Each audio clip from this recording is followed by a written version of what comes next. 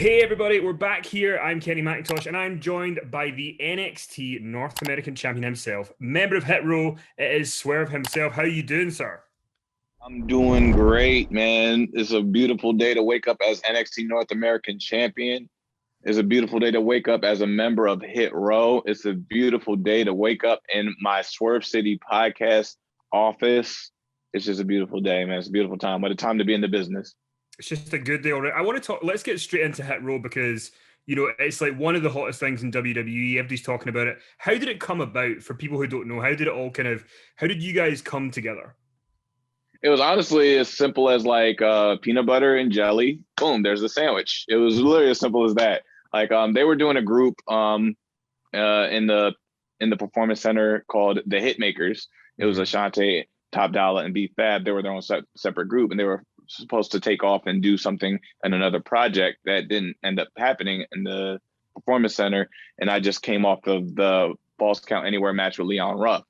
So I was like in a groove, and Triple H felt that I was in a really good groove right now with my character shift. Like everything's just went boom into a different way. My color, my hair color, my grills in my mouth, and all this. I was doing such a drastic change, and he loved it. He wanted to support it and put more fire underneath it and support what I was doing. So he just said, like, hey, we have AJ Francis, Shanti, and B Fab over here doing some stuff. So I want to put them with you. I'm like, okay. And there we go. So it was just literally as simple as that. So we just started hanging out a lot more, watching Raw and SmackDown together, and like literally having these interactions. The way we were talking and laughing and clowning at each other, among other things, we were just like, we need to do the same thing, keep the same energy, and put it on TV. And so they were like, cool. Yeah, let's do this. So we were like, Top Dollar had a group on the Independence called The Row. And that was a great concept. Like he was leading this group of, it was like a lot of rappers, friends of his that like rapped on the side. They weren't real wrestlers. They were just supporting his matches and stuff like that and come out with them. And I always thought that was dope. And then they were the hit makers. So we took those two concepts and just put them together and made Hit Row. And I'm just sitting there, I'm like, I like the symmetry of things. I like how it's like 3 letters and 3 letters and 6 letters. It's just evened out. It wasn't like nothing like too off-putting. So it was like, we got a lot of ideas. So we started just drawing things, coming up with concepts to outfits, and like, oh, what are you wearing on Wednesday? Oh, I'm wearing this. Okay, Tuesday I'm going to rock this. I'm wearing these colors. Okay, I got these boots. I got this hat. I'm always going to have a vest on. All right, cool. I'm always having like. So we all end up finding ways to be, to look like we were identical, but also separate at the same time. Yeah. We all had our individual personalities and our outfits. Therefore, you kind of knew who each person was, what each person brought as far as style to the group. I like the denim. I like the more rugged look. Ashante's the pretty boy, slick back hair, the perm, bright colors, like the flamboyant sneakers or shorts that he's wearing. Sometimes he walks in and me and Dala like, we were like, okay, and then we just go through the curtain. So, but B Fab is always killing her outfits, man. She is born to be a star. She's born to be up front, and we try to put her up front as much as possible because she just steals everybody's attention as soon as she walks in that CWC. So B Fab is like definitely like our core and heart. She's our heartbeat of the group, So, and that's what we do. And Hit Row is just like it's a culture that we're trying to push forward, and we're trying to change the game in sports entertainment for sure. It's interesting you mentioned like even the kind of down to the clothing, because that is so important for like a group to look kind of in sync in a way, and it's kind of cool to hear you talk about that. I know you'd said recently as well that Triple H, and you mentioned there Triple H was very instrumental in letting you guys kind of creatively see how it all plays out and go for it. How important is that you guys have been able to kind of put your own stamp on it and kind of make it your own? Yeah, it's essential. It lets us know our borders, how broad we can make this paint, like stroke these, make our artwork.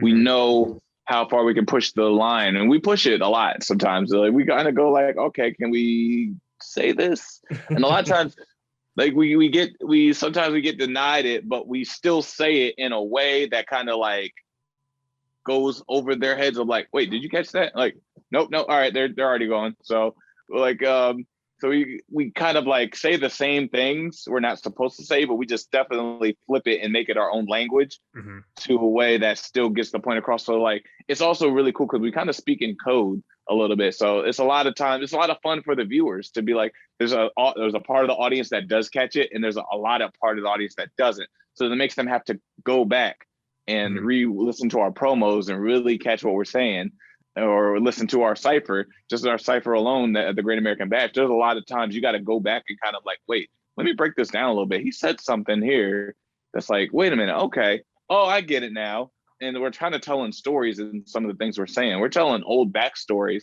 and bringing them to the forefront and just speaking in our own code. Like just this past Tuesday night, Top Dollar spoke in Top Boy language, you know, with a British slang and Jamaican accent, with B-Fab going speaking Latin American, Spanish, you know, with a different dialect.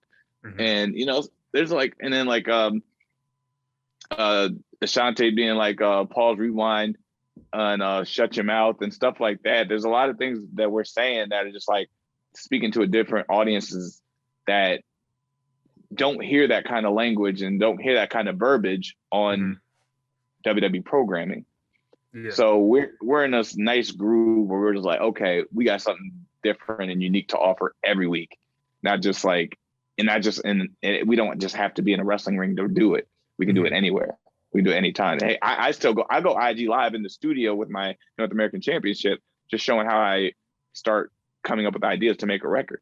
Doesn't happen. That doesn't happen very often. So like we're using different lanes to experiment and showcase who we are as individuals, but also as personalities, but also as these fixtures you see on the TV screen. It's very unique, and I'm really happy with how NXT and Triple H and the entire WWE is just letting us be and exist in the universe of it.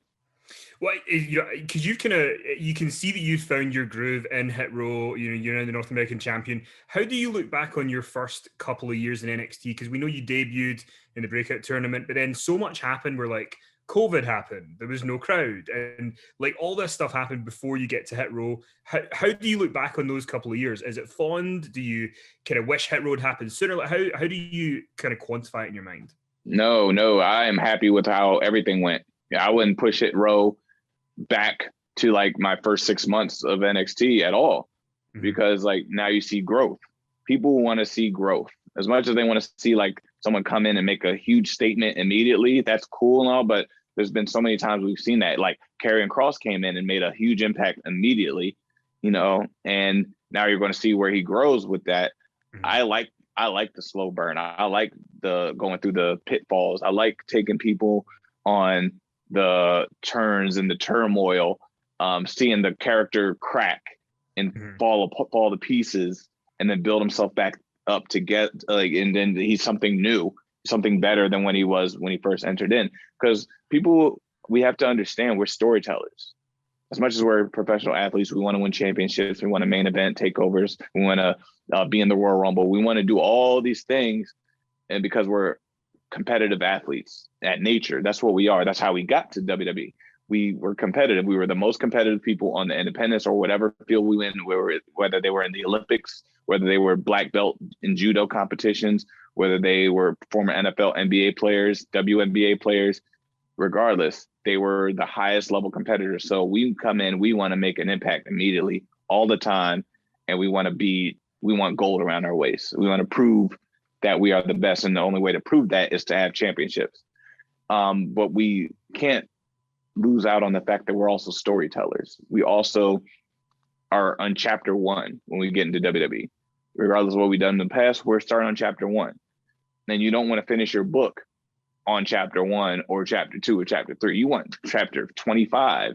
You want to make, and then when you finish that book, you want to start like the revelation, you know, you want to get until you don't want Harry Potter's story to end in one, like, you know, like Sorcerer's Stone. It started in Sorcerer's Stone, ends in Sorcerer. No, you want the Chamber of Secrets. You want Goblet of Fire. You want Prisoner of Azkaban. You want like you want the whole series. Mm-hmm. That's what we are, and that's what we are. That's what me personally. That's what I'm striving to achieve. I want people to want to read my first chapter before I got to WWE. Then the next chapter of when like 205 Live. You know, I debuted in Miami in 205 Live against Drew Gulak as Cruiserweight champion, you know, in front of like 6,000 people. You know, that's a great way to start off my 205 Live career. But that chapter is over now. Now we're moving on to the next chapter of trying to find my way, the COVID era, you know, trying to find my way in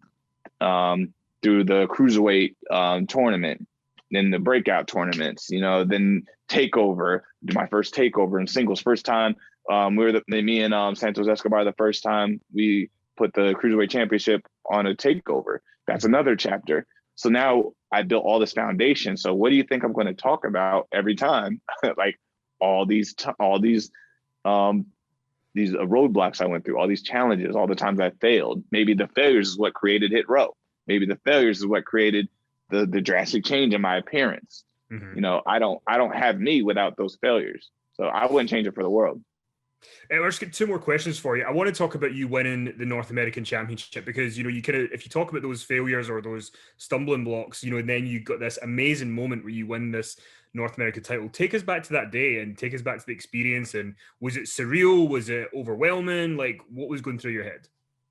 I don't feel overwhelmed anymore at this point. I feel like all those overwhelming feelings, there were those challenges. That's the fun part for me.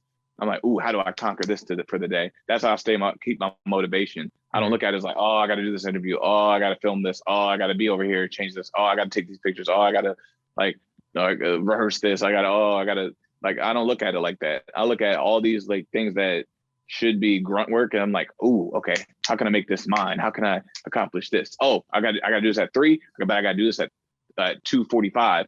Oh, I got to get this done though too. All right, cool. What if I knock this out real quick? Boom, boom, boom. I try to make challenges out of it to keep myself motivated throughout the day. And then leading up to that day, I was ready for it. Like I said, those challenges got me ready for this. Like that, there's nothing going to be harder than what I already went through.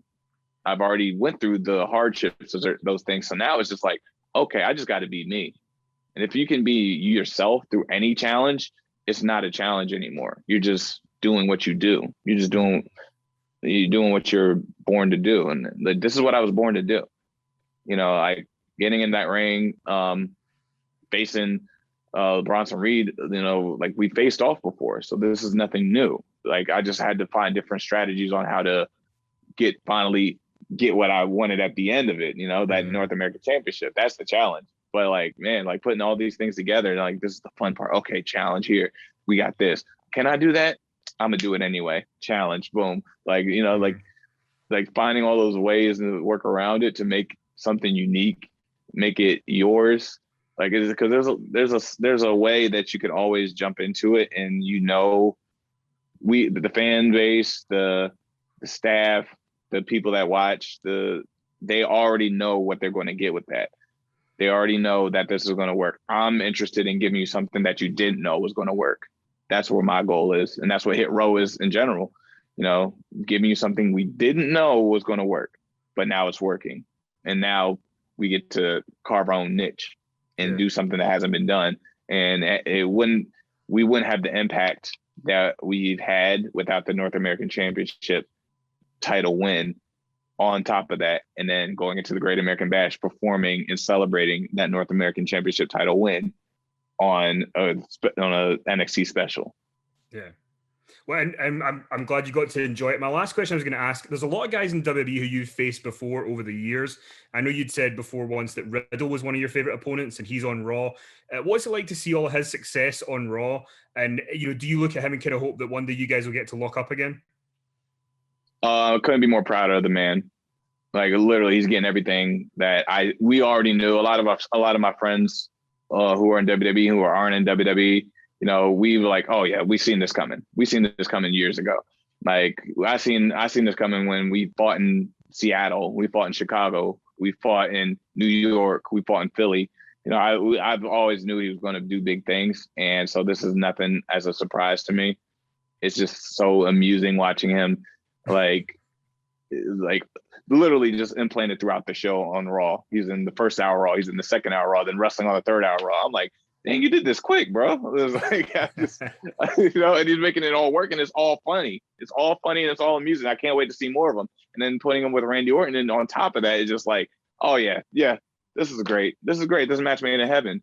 I can't wait till I get in the ring with him though, because we used to like beat the crap out of each other, and then just like I have so much respect for one another afterwards. I can't wait till the day I get on Raw and go one-on-one with him again. Because I beat him for some championships. That's for sure. I definitely took some championships off his waist in the past. So I definitely want to see him like have either United States title, WWE championship, and next time we face off in the ring is for one of those championships. I'm sure it's only a matter of time. Listen, I want to wish you all the best. Really happy for your success. Swerve, thank you very much, and I hope you have continued success in NXT. Not stopping, man. Not slowing down. Hit row. If you didn't know it, now you know. Check out the Swerve City Podcast, youtube.com/Swerve City Podcast for previous episodes. And they're on the WWE Network and Peacock as well. So check this out.